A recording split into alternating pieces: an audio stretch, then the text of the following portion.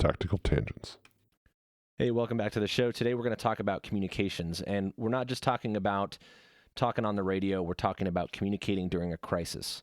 And that can take a lot of different forms, but obviously in a lot of ways it usually shows up for us on the radio because most of us use them, and fortunately, most of the times radios are recorded nowadays. So this example is a little bit long, bear with us, but it's worth your time. Look for the smoke. It's going to be a red smoke. It's going to be a red smoke. Okay, got the red smoke. Roger. Gun runs north to south, west of the smoke, west of the smoke. Okay, copy. West of the smoke. I'm looking at danger close now. Roger. Keep your fires west of the smoke. Commander's initials, Bravo Golf. Keep the fucking fire west of the smoke. We have 3 smoke pops. Okay, copy that. I am visual the smoke.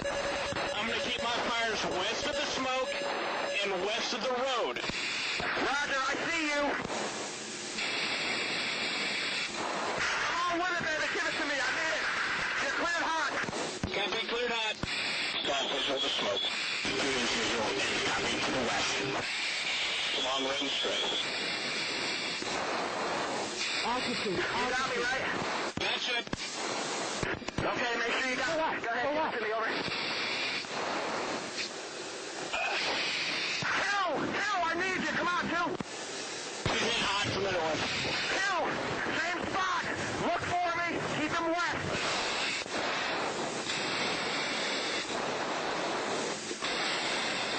Hill, still taking fire from the west. All right, dude. Make it low angle strafe. I want it closer. Okay, one. I need it on the west hillside. The west bank. Just west. I need it on the west bank. Understand the west bank of the river? That's A-firm. West bank. It gives me Hill. Hill, give it to me in the grove. Okay, one's in from the north. I've got the west bank of the river. Two's going to give it to you in the grove. Roger. Give me that gun run. Right along that bag, baby. In hot. Clear hot. Altitude.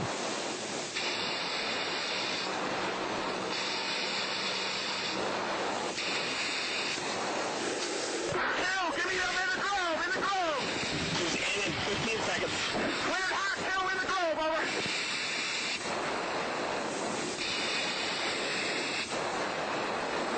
So far, this is pretty freaking intense, right? And that's going to become especially apparent right here. Check it out.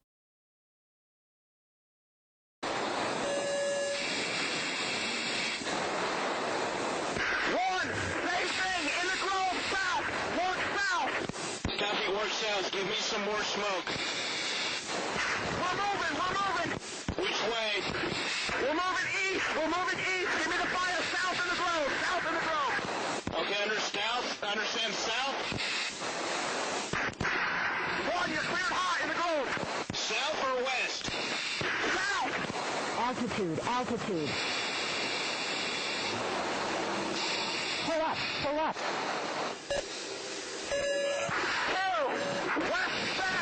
West bank gun run, two. Two, you're cleared hot, two. Okay, understand west bank where I just strafed a couple passes ago? That's A-firm, two, you're cleared hot.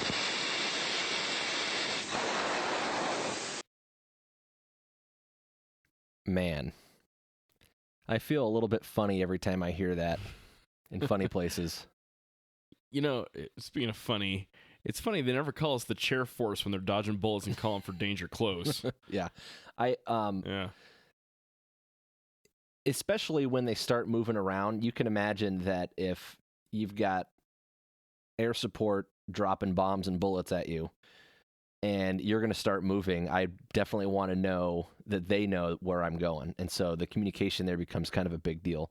And this is obviously a pretty extreme example, but there's something to be said about making sure that those guys heard and understood each other by being accurate, brief, and clear. Jim, I was talking to our Marine helicopter pilot friend the other day, and she used the expression push to talk, not to think. And I thought that was a good way to put it. Say what you want to say, but wait until you figured out what that is. Click, Yeah. Be advised. Yeah, we get a lot of that. Accurate, brief, clear is huge. And on a related note, one of my favorites is aviate, navigate, then communicate and flying. And I'm sure there's probably at least as good one for cop stuff and concealed carry stuff, but you don't drop the plane to fly the radios. Sometimes people get so fixated on trying to make the words come out that they burn precious time and don't do the thing they have to be doing, like winning the fight that they're in or keep the plane away from the rocks or drive the car. I mean, think about all the times you've seen someone drive stupidly while they're on their cell phone, right? Do you think that's different when they're talking on a radio? Probably not. Yeah. So again, I know that was an extreme example. Let's bring it a little bit more realistic here. This one's kind of a classic. It's a little bit less extreme, but it's still pretty serious. It's out of San Diego PD, and it's, like I said, it's a pretty classic law enforcement example. And we're on Judson, still southbound, skidding to a stop. Stand by here. Looks like they're getting ready to bail. Heads up, guys, bailing. Again, we're getting ready to bail. Okay, passengers out, cars rolling. We're going to stick with the passenger. You guys hot stop that guy, the car, the driver. Good, stop the driver. Okay, the guy, he's running through the house, jumping the fence, threw the shotgun, threw something out, grabbing the shotgun. Don't go over that fence. Don't go over that fence. Grab the shotgun again. Okay, he's running westbound through the yard, going to the back. He is armed. Stay there. Hold your position. K-9 unit, end of the street. He's at the northwest corner of that house. Again, so yes, he is armed. He's wearing a blue shirt, dark colored pants. Don, according to the driver, the other guy has the gun. He just killed him. Okay, Abel, he just killed himself. He shot himself. Units, be careful going around that corner, but might as well start in 1141.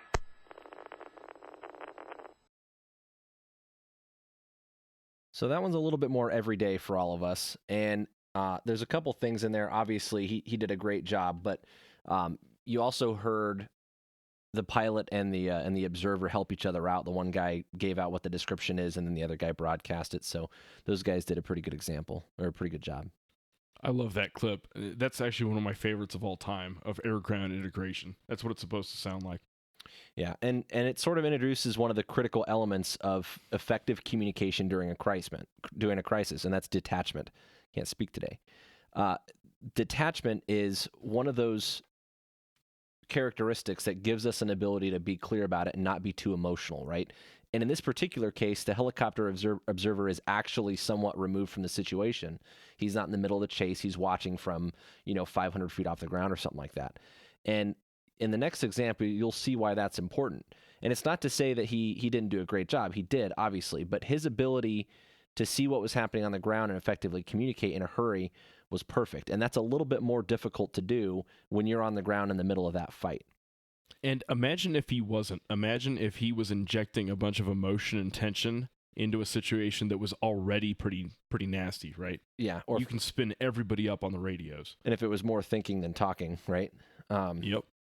So one of the places that I think we can learn a lot from this sort of tactical crisis communication is the fire service. It's no surprise that these guys are good at it because if you think back to some of the major incidents and disaster type stuff, the firefighters were the ones that created this concept of the incident command system. And nowadays, I'm pretty sure it's a federal requirement that every public safety agency anywhere has to have some level of ICS training.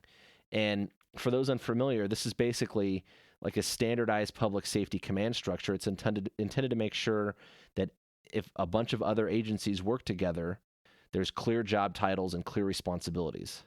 I have to jump in on that. Just standardizing the language, just what you call people, was a big win. Yep. Whenever you have a big event, you're bringing different agencies together. They all have their own little radio codes, their jargon, their terms for different people in the hierarchy. ICS isn't perfect, but at least it gets everybody on the same page.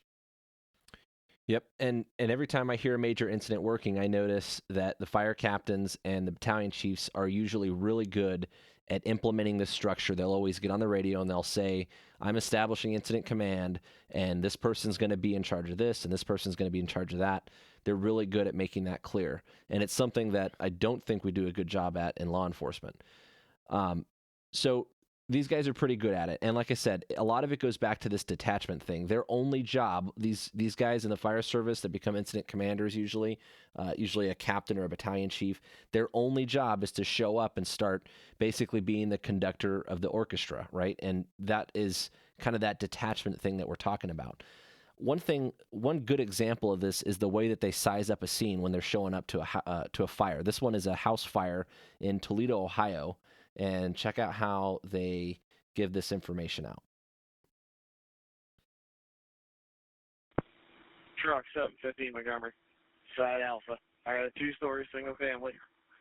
Smoke from the front, fire from the rear. I'll command in the attack mode. The medic unit will be my 2 out. Okay, truck 715 was command in attack mode. Medic 715 will be the 2 out. 1. Command Montgomery. Go ahead, command. Advise all units I got a working base with fire. I got 3 in the rear walk with a walkout. Engine 715. You have good access outside Charlie for your line. 715. Engine to command. Go ahead. 3 stories on the Charlie side. I got a fire in the basement and on the first floor. We've reset it from the bottom. You are going to need a line on the first floor. So one of the couple things that you heard in there, first of all, when they're talking about side Alpha, side Charlie, or whatever, they're basically lettering the sides of a house so they can be on the same page about which side of the house they're working from or whatever. The other thing you might have heard in there is this 2 in, 2 out thing. They said that he'll have command in the attack mode, which basically means that they're going to start working on the fire itself, I think. And he said the medic truck will be his 2 out. So if firefighters are going to go in. Real quick on that. How they letter the sides of the house, is that the same way you do on a SWAT team? No. You don't have to say what you do, just it's not the same, right? No. So if you and the fire department are working the same house, you might be calling sides of a building differently, right? Ironically, I'm a little bit curious. I think there are teams that use the same mechanism. Ours is pretty close. It's numbers instead of letters, basically. But I'm curious where they got it from. You know, like when they first started coming up with a way to do that. Who knows what came first, the chicken or the egg, right? But 2 in, 2 out. So you're never going to send a firefighter in by himself. There's always going to be 2 in, and he designated 2 out, as in the 2 guys that are going to be outside, and their only job is to be on standby, ready to go in case those guys get in trouble. But you can kind of hear the way that they approach their arrival, and they're announcing kind of what they have, what they can see, and they're establishing who's in charge and who's going to do and that kind of thing. The rest of the audio here is going to be a little bit difficult to hear. The audio is kind of low volume, but it's good because one of the firefighters that's going in here has a helmet camera. And so we'll put a link to, if you want to watch the video footage, although I'll tell you can't really see much, but you can actually hear the talking going on between the firefighters in addition to the radio traffic, which is kind of cool. This communication stuff is going to get really important here because what you're going to hear is these guys going in to this house to fight this fire, and one of the floors collapses and a firefighter gets trapped. Check it out.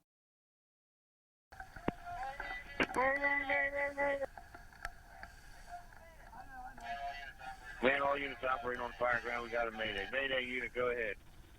Command engine 715. Is that Mayday with you? Negative. Commander truck 715. Is it Mayday with you? That's correct. Truck 715. Who's the Mayday? You're in the basement, right? Rescue truck 742 driver. Big four. I'm heading out. Commander Rescue Squad 742 driver. Are you the Mayday? He's up in the fire. He's right here. We need a ladder now. He's right here. Brett. Hey, Brett. Brett, can you hear me? Hey, get back here. Hold my hand. Brett. Okay, are you okay? Can you get out down there? Hey, we need a hand line here now. Hand line right here now. Put water on him! Put water on him! Put water on him! Engine 724, command. Just about the Mayday, go ahead. I'm trying to get down on the backside. We need a ladder back here in the back side of the house. He is falling through the floor. We're with him right now. We have a ladder protecting him. Did he fall through the deck or did he fall through the interior floor? Interior, first floor into the basement. Okay, we got a ladder coming around to you right now.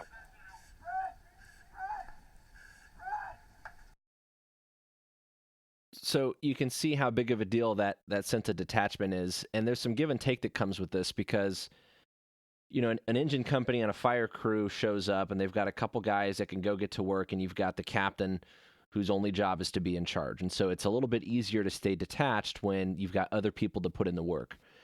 But as you can hear, now that this guy's is in the house and his buddy's fallen through the floor, you can kind of hear him in there yelling like, hey, we need a ladder over here. Someone get a hand line, which is just basically like a smaller fire hose. And they're telling him to put water on him because he's getting hot.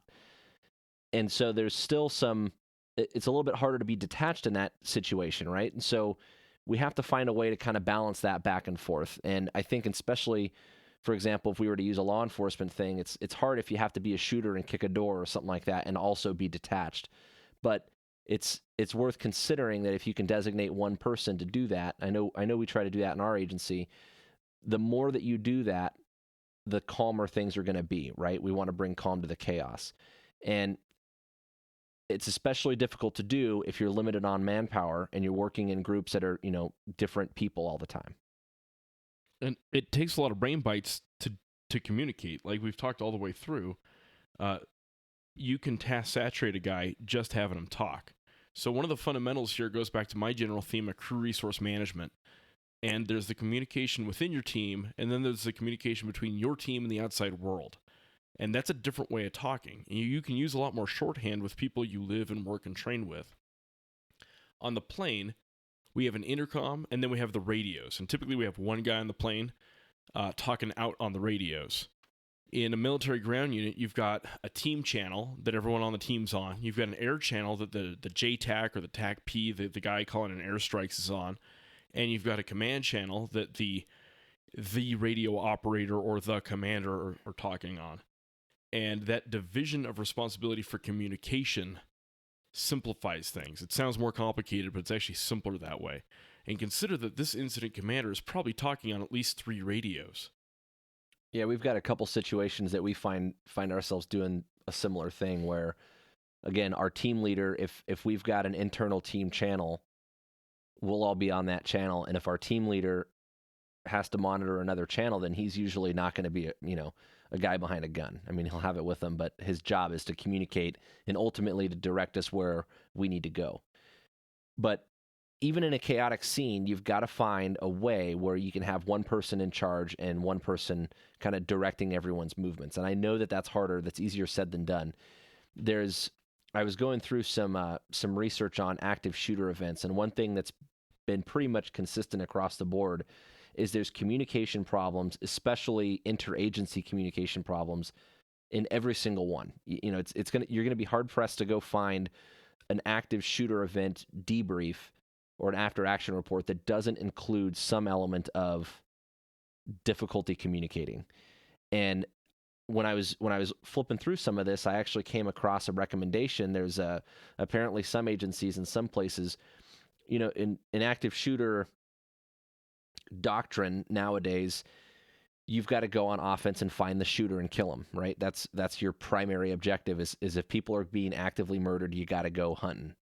And one of the things that they talked about was, your first 4 people, they can go ahead and be your contact team, but the next guy there, and this was dictated essentially by policy, I'm sure they have some room for exceptions, but the next guy there, his job is to stay outside and to be on the radio and take incident command and direct all the other people that are going to start showing up. So you might get that first little gathering of people, and they're going to be your entry team that's going to go hunting, but the next guy there is the one that's going to stay out and take command of everyone else that's showing up. And I think that's an idea worth considering. Obviously, it's not going to fit every scene, but it could make a big difference.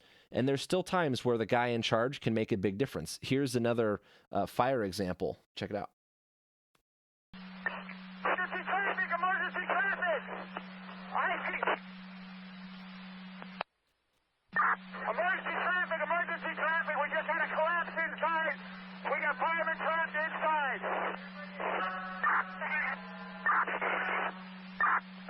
15, you're Rick. Truck 15, you're Rick. I want you inside. We had a collapse on the second floor.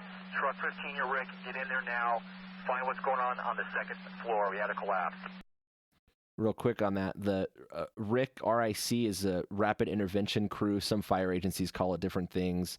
They'll call it Rapid Intervention Team. There's another acronym that they use. But essentially, those are the guys who are standing by outside, kind of like that 2-out thing, where their only job is to go in and help someone that needs help, right? So I'll press on with this. I see collapse on the first part of the first floor. I think we have one fireman, but 21's missing.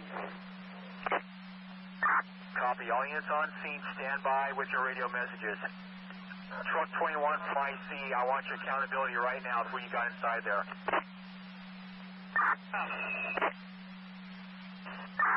Yeah, IC from Truck 9. I'm here at the front door.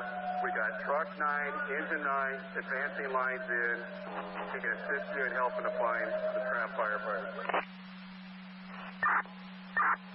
Okay, all units on scene. We're trying to focus on finding a downed firefighter on the first floor. Truck 15 is Rick. Everybody else sound by. Rescue 14, I need you up to the front with a girl. 15 is Rick. Emergency traffic, emergency traffic, emergency traffic. All units on incident 352, structure on 27th Street. We have emergency traffic. We have firefighters trapped. Firefighters trapped. I see from Cairns. I believe we have the firemen at Sunspur. We need to do a car in a car. We've located everybody from 21. We think we have everybody accounted for. Okay, everybody, slow down on the radios. Silence on the radios. I've got everyone from 21's accounted for. Truck 10, what's your accountability? What's your power for your companies? Truck and engine. 14's you too. Got accountability for you guys? We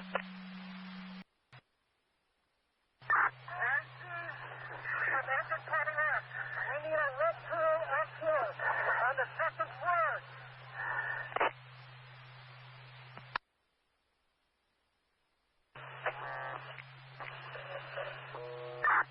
Strata from IC on 6. You copy me? 6-6.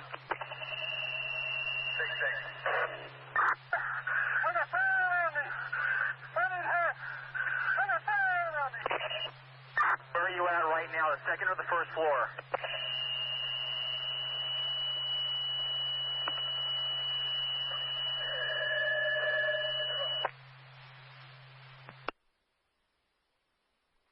Who you're looking for, I'm trying to find out what floor he's on.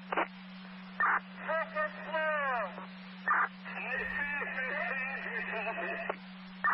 Second floor, second floor. Truck 15, you're looking for firefighter Estrada on the second floor. You copy that?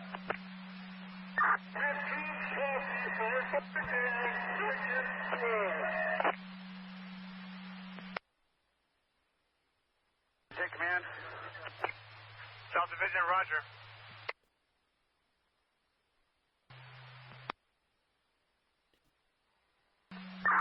Truck 15, copy the assignment, what you got on the second floor of firefighter Estrada.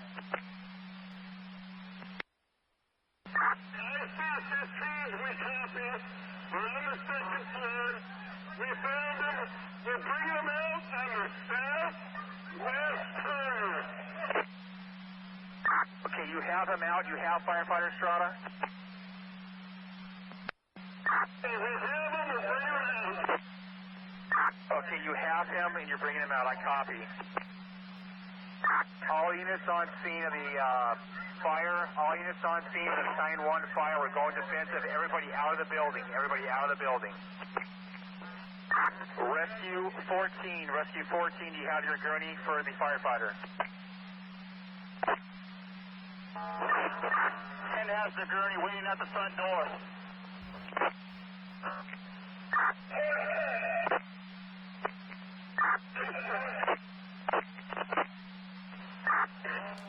Okay, I copy accountability for all the 21s and 15s. I copy that.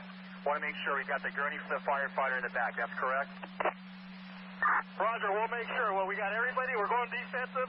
We got a lot of attic involvement towards the north portion of the attic. Okay, I want everybody out of the building and all defensive from the outside. All right, so pretty intense, right? And I think that incident commander was a rock star. And by the way, when he's talking about going defensive, basically what they're saying is they're done essentially trying to put this fire out. I'm sure they're probably still making an effort, but they're doing it from the outside. And mostly their goal is to protect life and protect other structures that might be affected. They're kind of writing that place off given the circumstances. So obviously all of those guys were rock stars. That was a team effort. Everyone wanted to pull together and get their buddy taken care of. But I think that the strong leadership and communication of that incident commander played a big role. You know, he's immediately directing the rescue team to go in and do their work. When the guy starts talking on the radio, yelling for help, he's figuring out if he's on the first or the second floor right away. He's making sure someone's thinking ahead and getting a Gertie to the front door.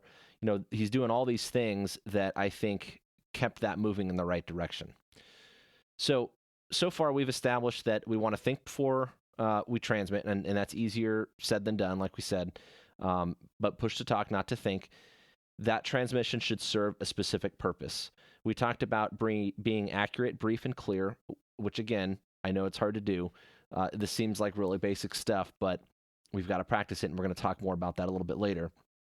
And then we've talked about this concept of being detached when we're trying to communicate. Sounds easy, right? No big deal. You got this. Yeah, I got a story about that. So there it was.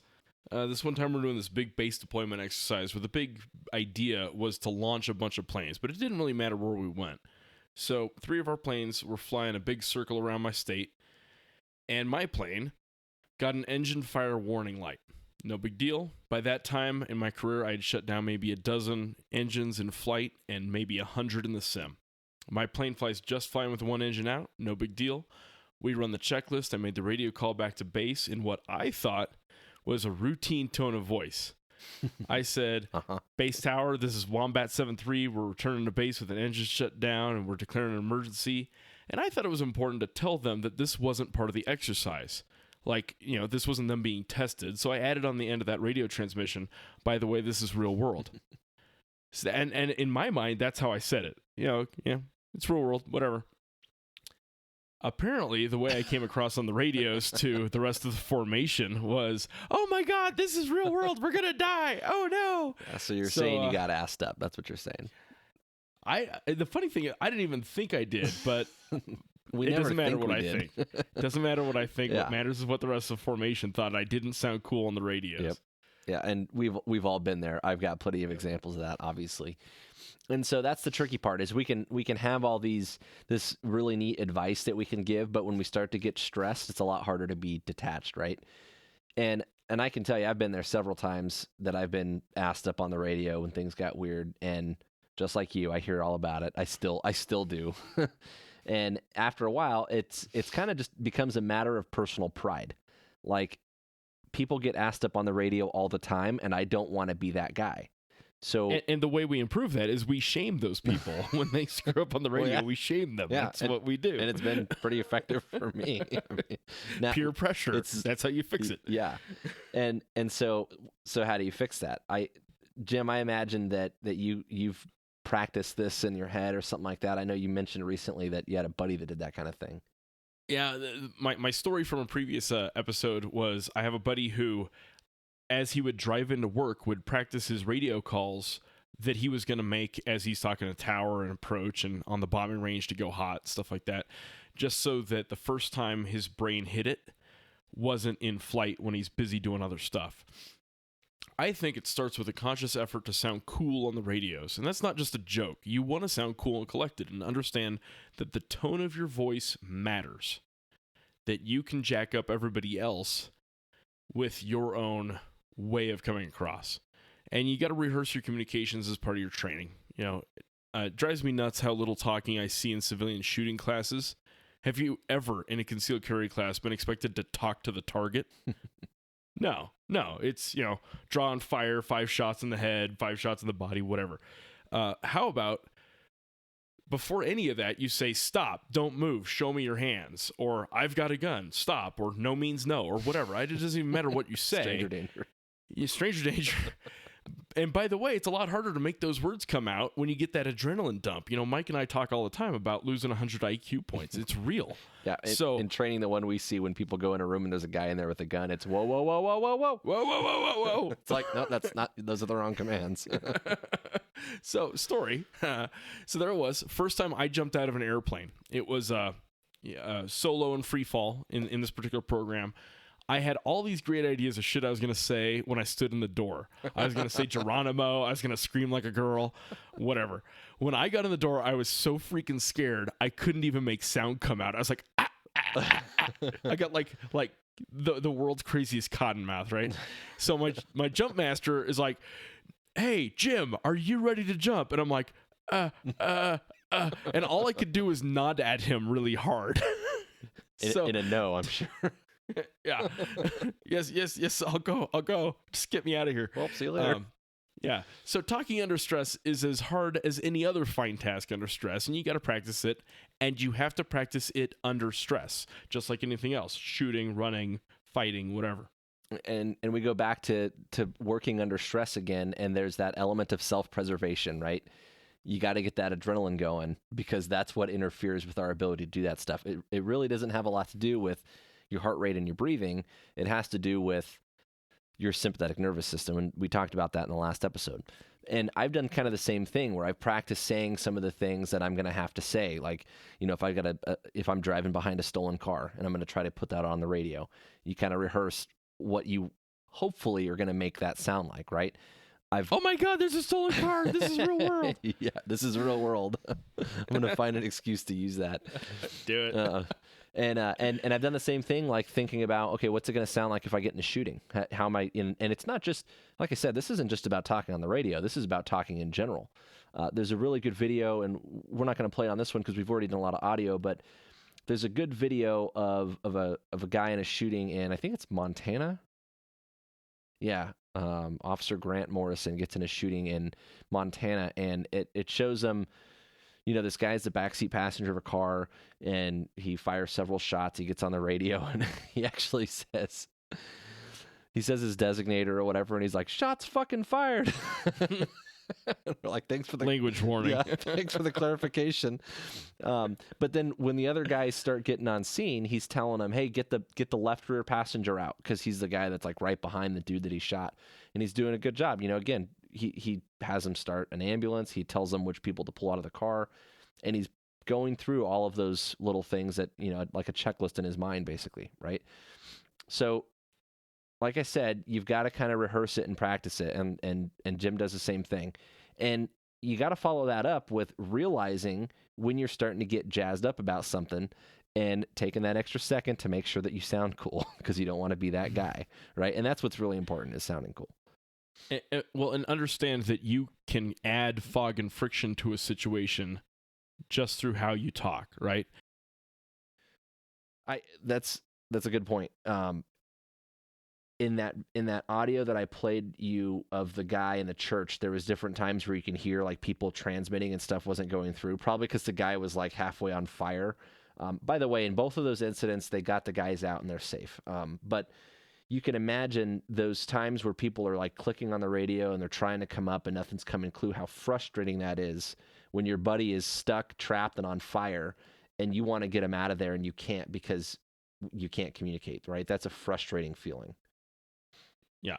Well, there's simply jamming everybody by keeping your radio keyed. And then there's also the fog and friction that you'll create if you are jazzed up on the radios, right? Mm-hmm. So I've had a number of instances where I did that. I was guilty. This one time we were taking off out of my home base, and it was hot. Airplanes don't like to climb when it's hot. They like cold air. And we were heavy, and we were getting away from the ground slowly, but I was kind of annoyed by it. And I said under my breath, but over the intercom, this motherfucker doesn't want to climb. Well, the loadmasters are in the back, and they're like bracing for impact. They can't see that I'm looking out over, you know, empty desert for 5,000 miles, and cows. And that was a round of beers after debrief because I scared the crap out of them. Nice. So, Whoops. Yeah. Don't be that guy. Yeah. And there's times where there's certain people that will get on the radio and they just always sound excited about something. And so consider that affects use of force, right? And Mike and I have talked about this in the past, where maybe the way that sergeant in, or is it Phoenix? They're in the hallway of the hotel, Mesa. That maybe the tone of voice of that sergeant affected Jacked up the guy young that guy fired. next to him. Yeah. Right. Yeah, the guy that shot Daniel Shaver wasn't the guy giving commands, but the guy giving commands might have jacked that guy up to the kind of the next level. Again, it's bringing calm to the chaos, and that's a communication thing. I mean, that's a good example of this communication stuff. One is you're trying to communicate with someone and tell them what you want them to do and give commands. And then two is, what is that doing to everyone around you, right? There's an interesting concept in flying that I would love to see someone study someday for law enforcement. When there's a plane crash, the NTSB, when they do their investigation, will pull the cockpit voice recorders and they'll measure the fundamental frequency of the air crew's voice.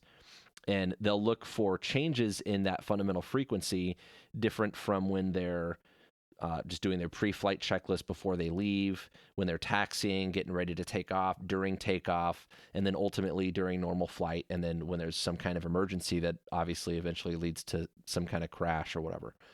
And they look for the relative increases in that frequency, and they can kind of use that to measure how much stress someone is in. And they have it actually laid out in phases of stress or panic. They say, like, you know, level 1 stress is like normal. Level 2 is where, you know, senses become heightened, reaction time speeds up, and you're thinking, you know, super clear, you're on point. And then there's the level where decisions and actions become a little bit more hasty, a little bit more quick, a little less thought out, right? And then there's like all-out panic where you're just completely overwhelmed and not thinking clearly. I would love to see that kind of study done with police officers on the radio, because I think you'd see some probably pretty similar parallels. Oh, yeah. It's a real thing, and it goes both ways. You can tell a lot about a situation by what you're hearing the other guy sound like, and he can tell a lot about you. You know, the human ear and the mind is actually very tuned into that, like, subtle changes in tone of voice. In any communication, you know, you got the sender and the receiver, some level of encoding and decoding. Well, we encode with language, but also delivery, the volume, the pitch, the enunciation, the speed of my speech. Those all impact how the receiver is going to decode it. That's important. Anyone who's ever dated knows that just a little change in the tone of your voice will change the conversation. I'm not mad. Are you gonna pick that up? Yeah. A gimmick I use to teach that is the phrase, "You stole 7 chickens." Yep, you stole 7 chickens. So that's we're gonna call this episode that, I think. Oh, that's actually the end of that was the point. So you stole 7. That's it. Just you stole 7 chickens. Anyway. Now, if you screw with which word you emphasize or how you say it, you change the meaning of it, right? You stole 7 chickens. You stole 7 chickens? You stole 7 chickens? You stole 7 chickens? What are you doing stealing chickens? Yeah, that's true. And you know, one of the things that we see a lot in law enforcement, working around people that we work around all the time, is someone will come up on the radio and they'll just say their designator, but you can tell, like, oh, he's got something, you know. And like I said, you know, and like Jim said, actually, you can make at least an informal assessment of someone's stress level just based on how they sound on the radio. And more importantly, that stress management idea in general and clear and effective communications can be life-saving. Some of those examples that we played for you are good case studies of that. And to be clear, all the stuff that we're talking about, it's not just about military or public safety stuff. It applies to everyone else too. Check out this lady right here. Phoenix 911, where is the emergency? Hello, 911. Hey, please help me. Somebody's trying to get in my house. What are they doing? They've tried my front door, my side door, and now they're trying to break in my back gate. Okay, stay on the line with me. I've already got all this started. Do not hang up, okay? All right, I have a gun in my hand. I'm terrified. Okay. I've got officers already on the way. I'm going to keep you on the phone until the officers get there, okay? You said that they're trying the back gate now? I think they're in the back now. Okay, so first the front door. Somebody's in the back and on my porch. Someone's on your porch? Please hurry, please. Ma'am, they're coming out there as fast as they can. Can you see anybody? I'm not asking you to look, but did you see anyone? Like, are there any open windows? Somebody's banging on my Arcadia door. Okay, are you expecting anybody? No. Okay. There's no vehicles out front of my driveway. Now somebody's walking out of my dashboard. Okay. Yeah, like I said, I'm going to keep you on the phone until the officers get there, okay? Do not hang up. We have got a lot of officers coming out there. It just broke in. It just broke? Yeah, that was my Arcadia door. Okay, yeah, I've got them coming out there. They're coming out as fast as they can. Have you heard any voices? No, they're coming in right now, though.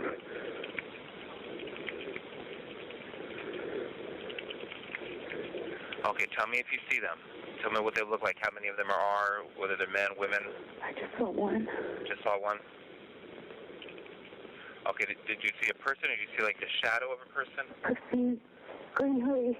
They're coming in right now, please, please, please. Yeah, they're coming out as fast as they can. I promise you, they're coming out there as fast as they can. I've got a lot of officers responding.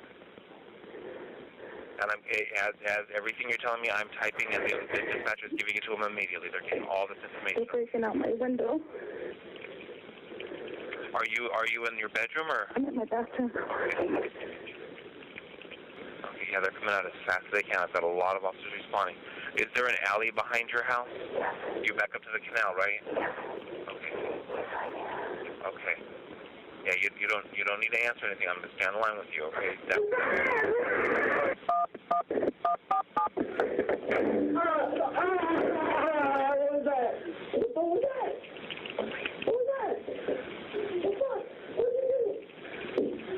What happened? What did you do? Okay.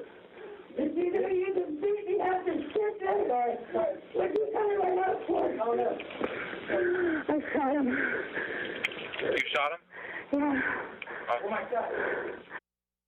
So that lady did a pretty good job, and there's a couple angles we can go with this. Obviously, there's the call taker, right? The public safety, public service operator who's taking the call.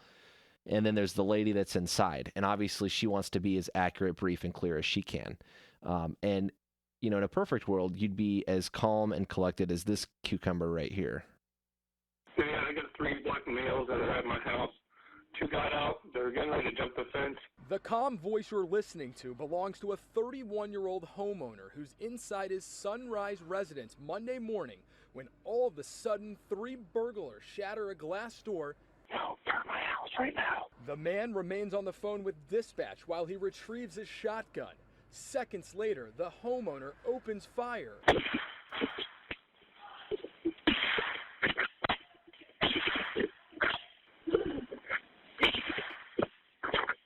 Sir, are those shots fired? Yeah. Tell me what is happening, sir. I killed one, I think. The intruder, now identified as... Just like that. I killed one, I think. Got him. so good lessons learned there. And again, I hope that if you are a serious concealed carrier or you own a gun, you've thought about how that's going to go in your mind, right? There's a lot of lessons that go into all of this for all of these examples that we've played. And I think that those, having it rehearsed in your head a little bit about what things are important are a big deal, right? Taking that second to think before you speak, right? Push to talk, not to think. Same thing when you get on the phone. If there's only one thing that you're going to be able to say, what is it going to be, right? And if it's a 911 call, it's usually going to be your location. If you're a cop and you're in a fight, it's going to be your location. If you're a fighter and you get trapped in the building somewhere, it's going to be your location, right?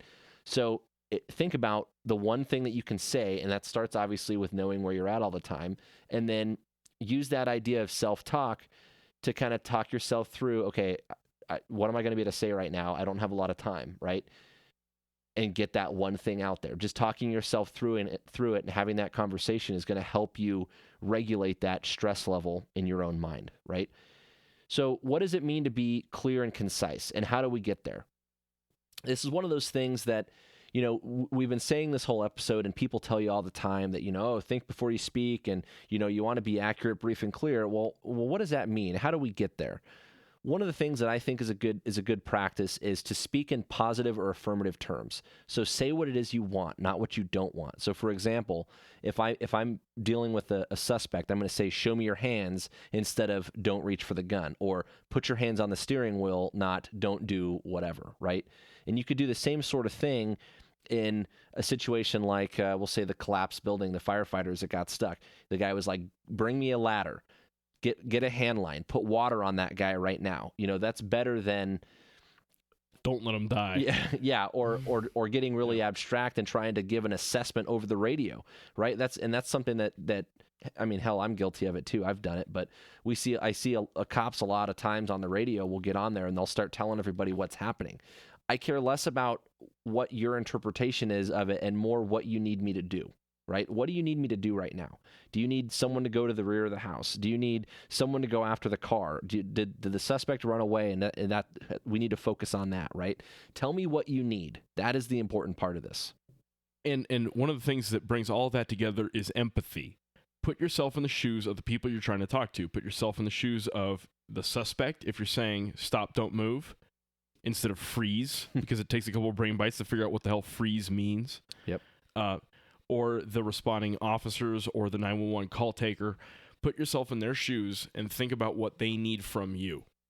There's a play on that too, because that also goes both ways, because let's say Jim is freaking out on the radio or on the phone and I'm on the other and I'm on the other end of it, right? What can I say or do that can give him that same benefit, right? So is there something that I can ask him that's going to direct whatever happens next? Maybe you can ask a question in the right way, like, you know, if he's telling me that someone broke into his house, I can, and he's freaking out and he's completely incomprehensible, I can say, can you lock yourself in a bedroom? Or can you lock yourself in a bathroom, right? And it might put him kind of in problem-solving mode. The same thing happens if there's an officer in a fight. One of the stories that I've told people is usually when there's an officer in a fight, you're going to have a lot of people, you know, they'll come up on the radio, they'll say something, it won't be much, right? And then you're going to have a whole bunch of people get on and start talking. And as a general practice, we try to be disciplined and everyone just go to that officer that needs help and stop talking on the radio in case he needs to transmit, right? But I think that there's a small window there where someone needs to say that they're coming, because that guy might be in a fight for his life, and I think it does him a favor to say, we're coming, you know? So I think that empathy goes both ways, and you can kind of guide the incident a little bit from either end of that, right? Think about the way that the fire captain or battalion chief handled the guy that got stuck in the church, that second fire recording that I played for you. So again, it's hard to put this stuff into action when you're stressed out and you're missing those critical IQ points. So you have to practice and rehearse this stuff ahead of time. That's something that you can't just prepare. You know, they say that when the time to prepare or the time to perform arrives, the time to prepare has passed, right? There's a difference between training and testing. Don't test yourself in the moment. Plan for it accordingly. That was deep. I like that. Yeah. I've got a story about the freaking out in your house, getting broken into. A friend of mine I grew up with, she was in the shower up in Northern California, you know, near the college or grad school she was at, and a guy breaks into her apartment. She can hear the glass shatter. She can hear the guy inside. She gets out of the shower, so she's like naked, and she calls her dad, who's a SWAT captain in Southern California. And I can't imagine receiving that phone call. My daughter, like, oh my God, someone's in my apartment. And as it happens, the perp heard her voice, freaked out, ran out, and literally ran into two cops who just happened to be walking by. I don't have a great karma, I don't have a great communication lesson there, but consider, who do I need to be calling right now? Is dad who I need to be calling, or is 911 who I need to be calling? And a lot of people have a barrier against calling 911. Yep. Well, if someone's breaking into my house and I'm bare-ass naked, guess what? I'm calling 911. I'm doing a bunch of other stuff too, but like throwing a towel, get the Glock. There's real quick on that. There's kind of the OODA loop thing on that is think about the delay that happens and how much longer it takes for relevant information to make it when you play that telephone game. And that happens all the time. I wish we didn't have to say this, but all the time we'll have daughter called mom to report that she's getting beat by her husband, and so mom calls us. Now, I can understand that if she was in a situation where she can't get on the phone, she's there with them, and she fires out a text message, kind of a call for help, then that's one thing. But like Jim said, a lot of people have this threshold where they're not willing to call 911, but they'll call someone else, and then that person will call 911, and then it just makes this big, long chain of events. And there's something to be said about if you're communicating in a situation that's potentially a crisis, going ahead and pushing the big red button. People don't want to push the big red button. And I actually was just in a conversation where we talked about this very thing. It's better to put that call out for help and get that ball rolling than to sit there and wonder how long and what else and what if and all that. Just get the help going. What's the harm in starting that ball rolling? I'd rather overreact and feel stupid about it than die. Yeah, and I think that's a big deal. So anyway, you have a story. Yep. I'm going to sideline us a little bit. A topic I really want to hit while we're talking radios is encrypted radios. I know a lot of agencies are in this kind of push to switch to encrypted radios. They're sensitive to more sophisticated bad guys, maybe listening to them, cartels, high-end gangs. And I get that, and I know it's a valid concern. But I have also spent my whole career trying to unjack encrypted radios. I was on a hostage rescue once, real world, overseas. This is real world. This is. Did you tell them that? I did not, but this was about as real as it freaking gets. And we delivered the team to the objective area at sundown. And for the next 2 or 3 hours, all we heard from them were them trying to radio check with each other because they couldn't hear each other. The crypto didn't load right. They couldn't talk to anyone or internally. For whatever reason, we could hear them, but that was it. And it cost them time. It cost them a couple of hours. And we lost a dude on that rescue. Now, I can't tell you with any certainty whether the comms contributed to that, but they sure as hell didn't help. So if your agency is going to go to secure radios, I think you need to be very skeptical and ask some tough questions. Don't let the people doing the buying or doing the selling just do the Jedi hand wave and be like, no, it's totally easy. It's all automatic. That has never been my experience. We've been having a lot of this has happened several times over the last couple of years. They'll redo something, reconfigure something on our radios, and it'll come to us and they like change something, and we're like, what are you doing? Like, stop touching things. And and they're like, well, they've decided that no, that all these people that are making the decisions are not the people that are using this stuff in the field. Like, God forbid that someone consult with the people using this stuff to figure out what we need and what we don't. And I don't know how common the desire to go encrypted is for everybody. I know, Jim, you and I talked about one agency in particular that was talking about it, and we're talking about all-in encryption. We have some channels are encrypted and some aren't, but I would at least like the option to be able to turn out the public, right? Yeah. And the one thing I can tell you about our encryption, different than yours, is it's programmed in the radio, it's set, and after they program it, they test it, and that's it. It doesn't change. We're not so much worried about the Russians. We're just dealing with dirtbags with scanners. You should be. well, yeah. And there's different levels of sophistication there, right? You've got everything from like your tweaker, copper theft guy that's putting his headphones in with his phone and his scanner app while he's out doing burglaries and car busts. And he's just waiting for that call to come in about him so he can get out of there before we can get there. And then you go all the way up to the other end of the spectrum. We had this home invasion crew one time that was going around and they're stealing money and drugs. So it's, not really, they're still victims of crimes, but they're mostly doing it to each other. But these home invasion crews are some of the most violent people that we deal with. And one of these crews had a lookout, and that lookout was monitoring a scanner. And as soon as they heard the call come out that, one of the neighbors saw a bunch of guys armed with guns and masks and stuff breaking into these people's house, they started blowing their phones up. Hey, they're coming, get out of there. And when we got that call and we got there, those guys were so far out of the area, they're difficult to catch, because then you get there and these victims don't want to do anything. So it's a difficult problem to deal with. And like I said, some of these guys are the bad ones, right? And this whole thing really goes back to that OODA loop thing, right? Our ability to observe the world shapes how we're going to respond to a problem. So one of the big pet peeves to consider, and I'm guilty of this too. People accuse me all the time of talking too much on the radio, so I've got room to grow here too, guys. But we'll be working. We talk. It's what we do. We do a podcast. Yeah. We're talkers. Yeah, get over it. Totally. Listen, I'm a professional now, or something.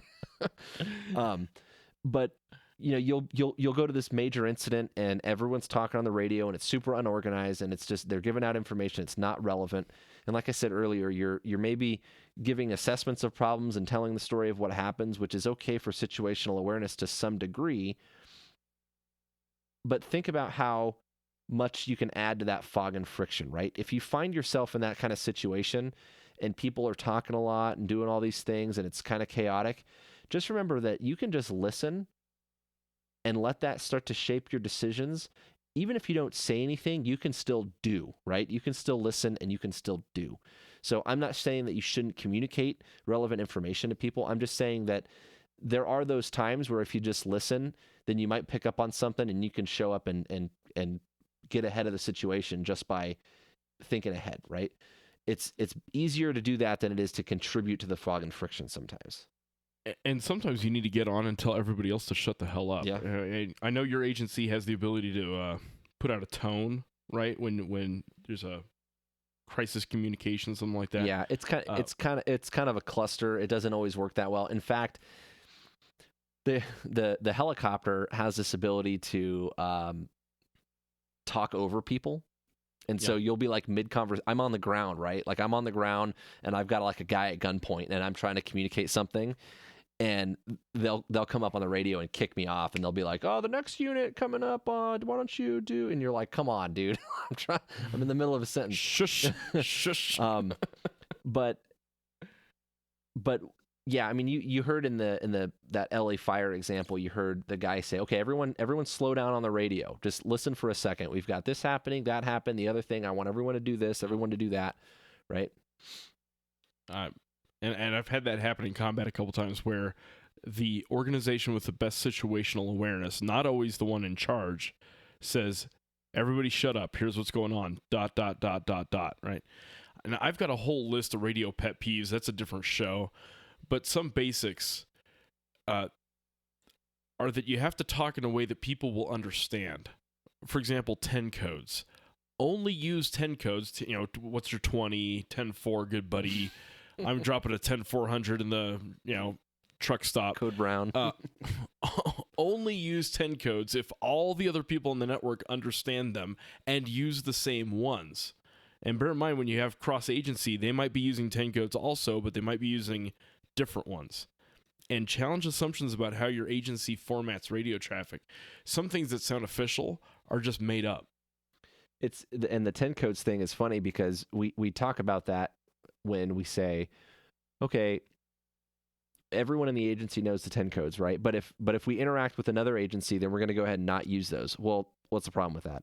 You've been training yourself and practicing for how long now, using those codes and talking in that manner, that now you're working with another agency, you're going to fall back to that, right? And so you're better off just avoiding it altogether. That's my opinion anyway. But, we use 10 codes. It is what it is. One of my favorite pet peeves, I love it when people say black in color. Like they were last seen driving a two-door pickup truck black in color. As in like not black the shape, I guess. Black... Never mind. Or the other one I like is when people say common spelling. They'll come up on the radio and they'll be like, Hernandez, common spelling. First of Jim, thanks. common spelling. Yeah, you're like, okay, that's helpful. Like if it's common, then do you really need to say that? It's the first name is Brian, common spelling. Well, is it with a Y or an I? Oh, well, I'm not really sure. Oh, well, I guess it's not that common then, is it? Like, just spell it out. Yeah. Just Brian with a Y. I don't know. Or I'm gonna write it up in the report anyway, so it's fine. So in my world, the basic format for how we do a radio call is who I'm calling, who I am, where I am, and what I want. So, Mike, this is Jim. I'm sitting in my chair and I want a beer. So what it sounds like officially is like, okay, Williams Tower, Talon 38, 5-mile final, runway 69 for the touch and go. I understand that most police agencies do a different order. You say, what is it, Mike? Who I am, who I'm calling, and then, 10-400 or whatever. Something like that. My agency in particular does that old me calling you. So it's, like my designator to your designator, which drives me nuts because it's the opposite of what like the rest of the world, like literally the entire world does it the opposite. It's like you said, it's you, this is me. So that's kind of annoying. And, I don't know how many other agencies are that way. I know some still are, but I know that the international standard basically everywhere is you, this is me, right?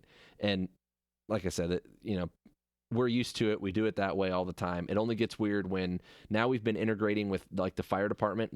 They'll go to a call and they can come up on our radio. And so they'll say, BD, this is engine 9 or whatever. And great, thanks. we do it the opposite way. So yeah, what are you going to do?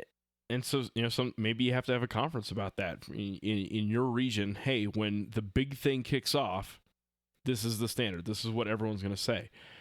And the key here is that accurate, brief, and clear thing. I don't mind codes as long as everyone on that net understands you. In fact, there's a lot of benefit from a security standpoint of people listening in, right?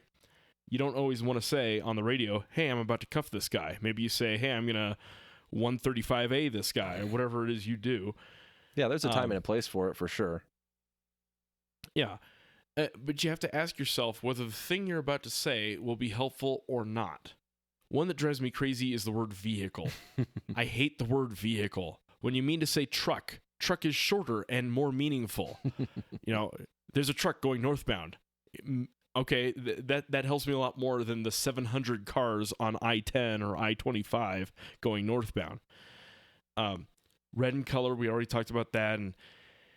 And every time you say, at this time now, or be advised, God kills a puppy, please think of the puppies. Those are meaningless phrases. At this time now, or be advised, it should sound painful to you every time you hear them. They don't help. One thing I've noticed that we have some people that do is they'll start every conversation with and. Yeah, it's kind of annoying. I agree with you on the vehicle thing. You know where it jacks me up? SUVs, and particularly when I'm typing reports. Because typing reports is so much muscle memory. I specifically go out of my way to try to say car or truck because I agree with you. It drives me crazy, but it's one of those those little things that you don't really think about it until you had to type out sport utility vehicle. Oh shit, I said vehicle. But anyway, I think a lot of what it is, at least in the military world, is we're wired to try to sound official. Mm-hmm. We don't want to sound too informal on the radios, and I understand that. But sometimes we're trying so hard to be official that we just sound stupid and robotic. Yeah, and that doesn't help us. The way it's kind of funny the way you can hear when patrol officers surround a house and they want to call everyone out of the house, and they're like, "This is the police department. Step out of the residence. The house is surrounded." And they sound like a robot, like you said. And then you hear a hostage negotiator do it, and they're like, "We can guarantee your safety, but you have to do what I say. Come out of the house with your hands up. Nothing in your hands, and we can promise you that you're going to be okay. Follow the instructions of the officers outside." There's something to be said about using big words and sounding like robots versus being personable, right? Yep. One thing that I want to expand on a little bit, and we talked about it just briefly, but I want to get into it a little bit before we go, and it's how working in groups, especially when it's the same group you always work with, lets you get away with some of that implicit communication than if you're working with an outside group. And we talked about this among the whole interagency, out of agency thing. And in Jim's context, it was within your air crew and outside of the air crew, right? There's a couple directions that we can go with that. And one is that Boyd talked about, when he was talking about OODA loop, and he talked about a lot of different things. He talked about shaping orientation as part of his design for command and control. And this was kind of the theory behind decentralized command and maneuver warfare, right? You guide your troops so that the mission is clear to them, and then you trust them and you give them the freedom to act in furtherance of that mission, right? Rather than play this Mother May I game where you have to go back and forth and there's this deliberation process where they can't see what you can see, but you've got to try to relay that, right? And it's probably its own topic that we should get into sometime. But that's one big important thing that I think implicit communication plays a role with, especially when you're talking about in a small group versus outside of that group. The other direction is that within close groups, there's a lot of implicit communication that happens because the people that I know really well and I work closely with, we can communicate things without saying anything because we know how each other operates. We know how each other thinks. They're predictable, right? And it's a big part of the reason that, if I'm clearing a house with my SWAT buddies, we can do it pretty efficiently because not only do I have that trust with them to watch my back when I'm going around a corner or whatever, but I can predict what they're going to do. And so we can adjust on the fly and make that really easy. So we talked earlier about you can hear sometimes in someone that you work with, you can hear the amount of stress that they're under just in the level of their voice. It's an implicit thing, right? So we have to pay attention to those. And that's something that I think is, we didn't probably spend enough time on. The last thing that we want you to think about as far as takeaways go, and again, we touched on it just for a second, but think about the ways that you can start to imprint or initiate a chain of events by the way that you communicate, right? Think about the difference between making a statement about something and asking a question, right? If I'm going to teach a class, and this is, Jim and I have done a lot of teaching over the years, and we always ask ourselves, am I trying to inform somebody, entertain somebody, or persuade somebody, right? The same thing happens on the radio. Are you seeking clarification? Are you trying to make someone aware of some information? Are you telling someone to do something? If you haven't figured out... And maybe your purpose is to entertain people on the radio. Maybe that's what you do. Right. Well, yeah, I mean, there's been that, but you have to figure that out, right? And if you haven't figured out what you're about to say and which category that kind of fits into, then you should probably figure it out before you say anything. Otherwise, you're just going to add to that fog and friction, right? In a lot of these situations, you'll notice that it only takes one person to really take charge, grab a hold of the reins, and start bringing clarity and calm to the chaos. Take that step back, try to find that detachment, figure out what needs to be done, and then go to work. Yep. I also want you to consider the non-radio stuff. How are you going to talk to the bad guy? Think about it, rehearse it. Especially when you're a concealed carrier. Cops get lots of training in this, and we've talked about that in other episodes. But as a concealed carrier, how are you going to talk to that guy in your family room at 3 a.m.? And if your plan is to rack a shotgun, use that universal language, that's great, except when it's not, except when that doesn't work. What are you going to say to your boyfriend or to your kids? Is your wife going to react when you shout, "Get down," or "Grab onto me," or whatever it is you read, in some book about self-defense? How are you going to talk to the 911 operator? One of the big ones is that you will probably be on a cell phone, and they might generally be able to find you, within a certain radius. But can you rattle off the address of wherever you happen to be? I thought that was a great point, Mike, about you got to be able to say where you are. Yeah, and for everyone else out there that's unfamiliar about the 911 thing, first of all, it's assuming that you have that thing enabled on your phone. And I know people want their privacy and they want to turn that off. Think about that if you need help. And the other side... You're not cool enough for anyone to spy on you. That's what I'll tell you. Well, there's that. The other part of it, though, is sometimes the radius on those locations is like within 1,600 meters. And for those unfamiliar, that's like a mile radius. So it's like 1.6 kilometers is what it is. Whoa, math. But a 2 mile, 1 mile radius is a 2 mile circle. You could be anywhere in that circle. So giving your exact location, not to mention that if you're like, oh, I'm at the college campus. Well, that's not helpful. I have a story about that. Before you get into that, I have to bring up the story that you told me about that one time that one girlfriend of yours would tell you that there's a cop. Like you're talking about, you were probably driving like 110 down a freeway somewhere, and there was a cop. Yeah. and there was some exchange that you talked about like oh my God, look out. And you're like, for what? Yeah. So this is a human nature thing. People, often women, people, they'll do things when they're passengers in cars. They will gasp. Ah! And that doesn't tell me anything. That I don't get any useful data from that. Or, oh my God. Or, look at that. None of that is helpful. What I need is slow down. There's a cop. There's a cop. Slow Those down. bastards. That's that directive of watch out for the popo. Where's the popo? Or what do you want me to do? Oh man, you made me. Okay, so the story. I was in a terrible car wreck in 2010. I rolled a truck. Had a really pretty serious head injury. I woke up in the middle of a dirt field. I didn't know where I was. I didn't know how I got there. My brain was not functioning right.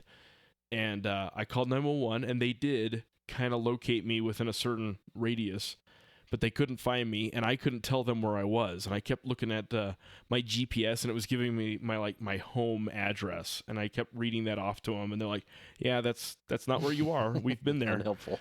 And finally, I heard sirens, and I said, "The sirens are getting louder. The sirens are getting quieter," and it was audio locating the sirens to me was how the ambulance got to me. And Doppler action. That's right. And I don't want to sound too dramatic about it, but they may not have saved my life that day, but they sure as hell saved the day. So credit out to the firefighters and the emergency responders in the Clovis, Curry County area in New Mexico. The last thing about the concealed carry stuff, if you're thinking about getting 911 calls out, and that's generally, if you're in a setting where you can only say so much, remember that those lines are recorded. And if all you can do is just say, I'm at the college campus in the whatever department, there's an active shooter, I'm on the 4th floor, I don't have a description, and that's all you can say, then that's fine. Get out what you need to say, but you need to think about what that information would be and what it would sound like, and maybe take that split second to figure out what is most important to get out. Beyond that, keep the phone open, right? Because we can still hear you even if you can't talk. And then the other thing to consider is that most of the time, each area, each call taker is going to have a different setup in their computer where they're going to filter out information. So if you're able to, let them direct the conversation. You can start with the address and the general situation, but then just stop and listen and let them ask the questions that they need so that they can get it in order. You'll speed up the entire process that way. That's my little spiel real quick for the non-public safety crowd. So, Jim, that's all I got. In general, follow directions. I think that's a good one. Yeah. Follow directions. Right. Yep. Yeah. Anything else, Jim? Never say "be advised" on the radio. Ever. God kills a puppy. Think of the puppies. God kills a puppy. I've got a pop quiz question for you. Can I ask it? Send it.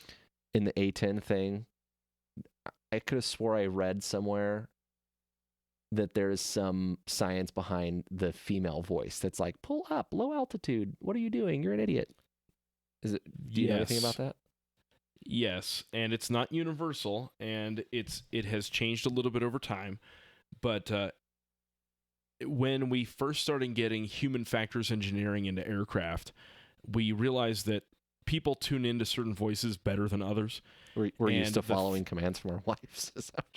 Something like that. And so for a while, we were specifically doing female voices, and the theory behind it was that it's harder to tune out a female voice. And so they called the voice in the ground collision... Yeah, the ground collision avoidance system, which is the thing that says, like, pull up, terrain. On most of those, it's a female voice, and she's got a name. Her name is Bitchin' Betty, because she's bitching at you all the time. On my airplane, which is dumb and old and predates women, it's called George. He's called George. Pull up, terrain. And now that's a thing you now know. There you go. The more you know. Yeah. All right, that's all we got. Remember, we have new episodes on the 1st and the 15th. You can send us emails at info@tacticaltangents.com. Find us on Facebook. That's the best way to communicate with us, and we'll see you next time. Take care.